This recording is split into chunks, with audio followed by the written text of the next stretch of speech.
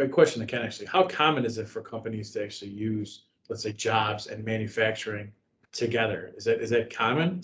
Yeah, it is. In this engineer to order model where you're building a machine, let's say, right, or some sort of device that's going to be tailored for a client, it's actually real pretty common, right? Yeah, because and part of it has to do not just with the operational side of the business, but it's the sales side too. So meaning, right, I get a customer, they want this machine, but they want me to do this customization to it and add this custom component or whatever to it, right?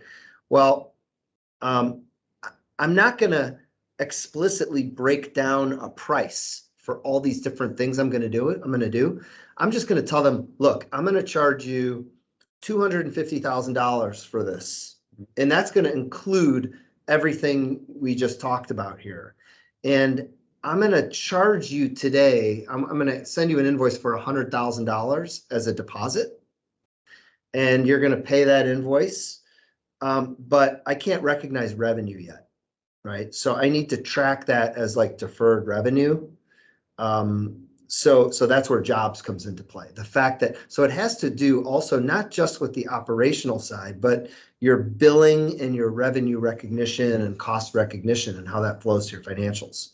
So that's really important for these types of models, so because they cross over multiple months, right? Okay. It's not like I'm going to take a job and it's going to be over in 3 days. Right.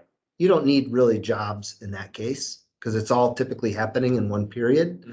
But when you're building a $500,000 machine or whatever it is, right, with all this custom engineering work, that's going to take maybe 3 months or 6 months, or right.